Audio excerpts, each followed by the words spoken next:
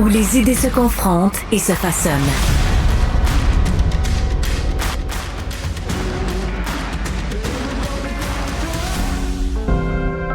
Pour la première fois de ma vie, je sais ce que je veux.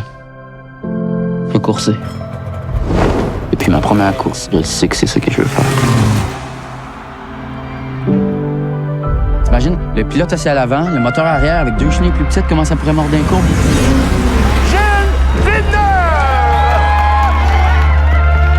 En formule Atlantique, si tu comptes pas... Je découvre Isabelle à l'instant, la bande-annonce du film qui portera sur la vie de Gilles Villeneuve. Je suis un fan de Formule 1, je suis un maniaque de Formule 1. J'ai tellement hâte à la sortie de ce film-là. C'est en novembre, Villeneuve, l'ascension d'une légende. Ça fait des années même qu'on en parle de ce film-là. Mais là, on apprend que le film sera présenté au gala de clôture du Festival international du film de Toronto, ce qu'on appelle le TIFF. Pour en parler, c'est Christian Larouche qui est producteur du film qui est avec nous. Christian Larouche, pour vous le situer, là, c'est l'homme derrière Louis Cyr, l'homme le plus fort du monde, puis oui 3D. On pense aux collectionneurs, à vos marques Parté et plus encore. Bienvenue à l'émission. Bonjour. Ben, merci. Bonjour. Bon matin, tout le monde. Faut dire que c'est un gros projet. Ça fait longtemps que c'est dans les cartons. Qu'est-ce que ça représente de faire partie du Festival de Toronto?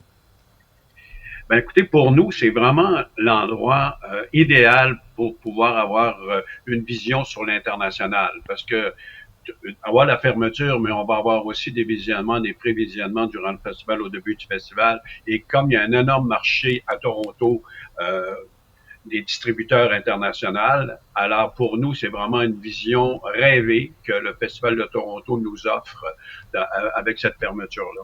Parce que l'objectif du film, le casting est tout étoile, mais l'objectif, c'était de montrer le côté humain.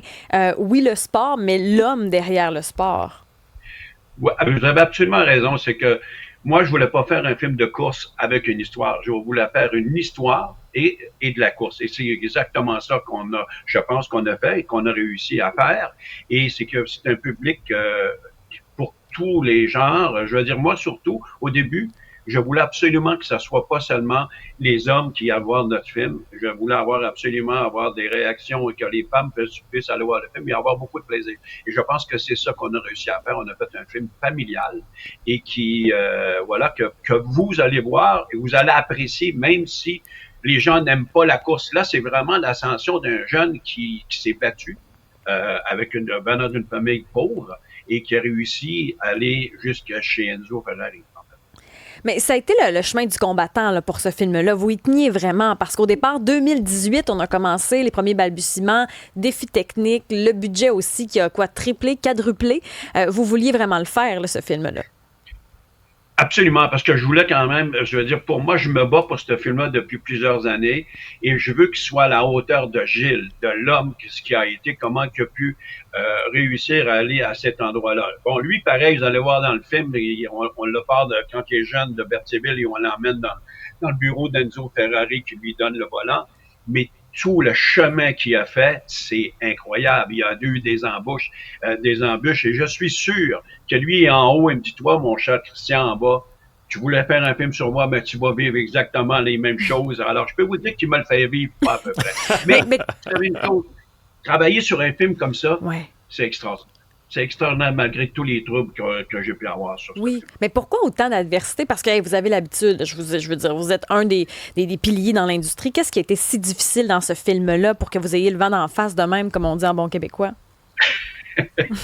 On s'est aperçu qu'avec l'ampleur du projet, il y a eu des financiers qui ne sont pas mieux. Finalement, on a dû aller vraiment vers le privé. Et vous savez, la logistique des voitures, on a fait faire des voitures aux États-Unis parce qu'on s'est aperçu que les voitures vintage 1976 auraient été vraiment un gros problème pour tourner avec ces voitures-là.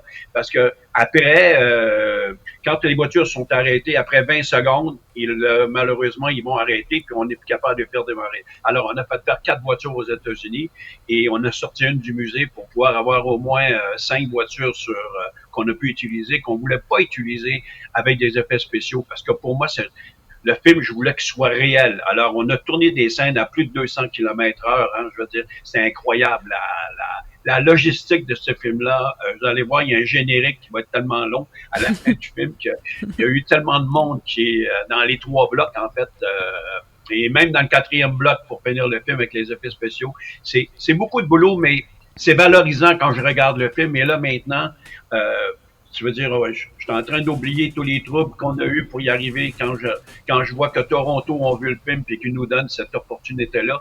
Ben, pour moi, je fais, enfin, j'y arrive. On y arrive. J'ai très hâte de le montrer au public québécois.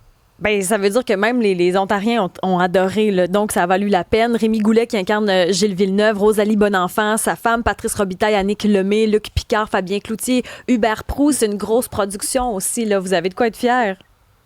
Oui, ben écoutez, on est très fiers, mais je pense que j'ai très, très hâte, comme je vous dis, le 9 novembre, c'est la grosse première à Montréal, mon énorme campagne qui va débuter à la fin octobre, mais j'ai très hâte que le public, le 11 novembre, découvre notre film et je suis sûr, c'est assez rare que je dis ça, mais là maintenant, il y a tellement de monde qui ont vu le film que je suis sûr que le public va adorer. Ah ben, on a très très hâte de voir ça. Christian Larouche, producteur de Villeneuve, l'ascension d'une légende. Un immense merci, Olivier, Isabelle. Merci à vous deux, merci à tout le monde d'avoir été là encore une fois ce matin. Je vous souhaite de passer une excellente journée. À surveiller aujourd'hui, bien sûr, le Conseil de la Fédération à Charlottetown.